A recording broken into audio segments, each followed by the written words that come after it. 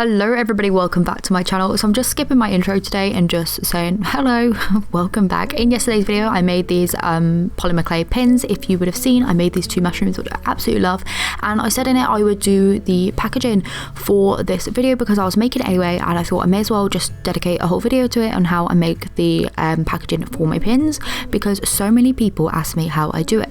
So what I do is I take my little pin and I usually just take some blue tack and I just like sit it upright on my desk and then just take a picture of it on my iPad. I open that up in Procreate and then I just like change the opacity down so that I can kind of see it, open up a new layer and create a circle around it. This is how I do the design of my packaging. Obviously you're going to want to do your own design, but I find actually having that picture as a reference point on the kind of like square really helpful, so you can see how your final design will look, how the sizing and shapes and stuff need to work together, for example. So what I like to do is, once I have that circle down in place, knowing where and how big it has to be, I like to remove the background from the picture so that I just have the badge on there, just so that I know how it will look on the final piece. I then go back in, change the background color, everything like that, change the opacities around, add a few designs on. For example, you can be as colourful or as non-colourful as you like. I like to do most of my packaging in pastel colours. It's just the aesthetic that I like to do. I also like to hand write all of the kind of design features on my packaging as well when it comes to handmade pins, because I think if the packaging reflects the handmadeness, it just adds that extra kind of personal touch and more kind of, I don't know what you would call it, but like loving touch of the piece. With say my enamel pins that I make and I buy the like backing cards in, I usually just use actual like text fonts, just already generated ones, because they're more like made for me. I don't know, it just seems more cohesive in my mind. What I like to do is I like to add a few little touches that I feature in my art, so sometimes little sparkles, little dots, that sort of stuff, and I just really play around with the graphics until I'm happy. So once I'm happy with the main design, honestly, if you're looking for some inspiration, by the way, just go to Pinterest, see what you can find, like look at other artists that you really like, take little tweaks and bits that you like of that, and then come up with something of your own. You just can't really go wrong with doing that.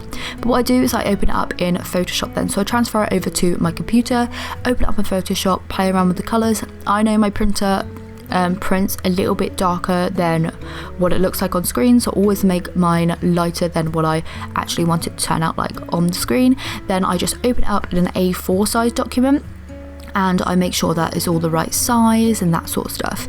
As you can see here, I'm making a really light pink one in the middle because I wasn't sure how that darker pink one would turn out. I really wanted it a nice pastel pink but to still be able to see the text. So I then just open that up, I then just print that onto a piece of cardstock. So I use a 375 GSM silk coated cardstock. I buy this in a local shop, like a stationery shop near me. It's the only place that I could seem to find this sort of GSM. I would suggest anything over 250 for backing cards. I've used 200 before and I've ended up sewing two pieces together or like sticking two pieces together because I like a nice thick chunky backing card. I then use my guillotine just to cut those down to size in this square shape as you can see here, and then as an added more like professional touch, what I also like to do is snip off the corners. So I have this corner cutter from X-Cut. I think this one here is like the 5 or 6 millimeter one. It doesn't actually say on it. Yeah, it's either 5 or 6 mil. There's like all different size ones, but this works perfectly for the size of the little backing cards that I use. For business cards, that sort of stuff, I would recommend this size. So to attach the polymer clay pins to these backing cards, I just use a washi tape. This is my own design of washi tape. I always used to dream of doing this with my own design of washi tape once. I used to just use any washi tape, of course, it works the same, but I always wanted to use my own.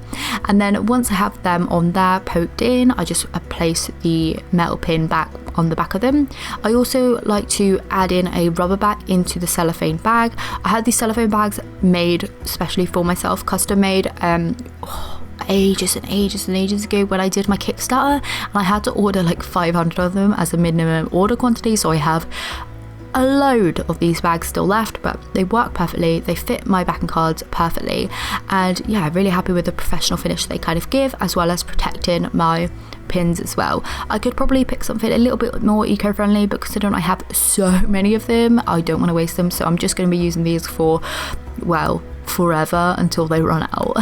So this is what all of my backing cards have turned out like all together, with all like the different designs that I made in yesterday's video. So obviously I have the mushroom boys. I did it on the very light pink one because it still came out fairly dark. You can of course read all that writing on there, especially in person. Like, I know my camera washes some things out sometimes, but really like it. I like the contrast of the blue with the red there, and then obviously I like the pink there because I did the pink mushroom. I think like the whole pink vibe of this guy together is really nice, so that's why I chose those colors. I obviously did the other three as well, so I wanted to stick with the pastel theme as well as like give them their own colors. I went with green for the onigiri boy, thought it worked better. The purple with the taco in it, just because I thought that the contrast between the colors again was really nice. And then the probiotic boy, which is just like this little yakko, I kept with like this peachy color, and I really like it. I don't know what it is, it's just really nice and subtle, and yeah, really happy with that. So that is how I packaged my pins. That's pretty much it. If you want to know how I package any other things, then I'll be more than willing to show you how I do that. I usually show this sort of stuff in my vlogs, and then I get like loads of people ask me, and I think it's really helpful, at least to me, to have them in one particular place, and then I can direct people to that video to give them the whole overview without having to, you know, type it out in every single comment and be a bit vague. And I think, yeah, just making videos like this, it really fills me with joy. So I think I'm going to do a few more like this, just more helpful ones. But yeah, hopefully you enjoyed today's video. I know it was a bit of a different DIY, but it was what I was doing anyway. I do have a plush in the making, I do have a couple charms in the making, and I do have a memory foam squishy in the making as well at the moment. So yeah, let me know what you'd like to be seeing until the end of January, because February I'm really going to be switching my content up a little bit. I might be gone for a little while, don't be alarmed. I'm just sorting a few things out and sorting my schedule out and everything like that, but I'll probably touch on it in a vlog so that you're kept up to date. So yeah, thanks so much for watching, and I will see you tomorrow for another DIY. Bye.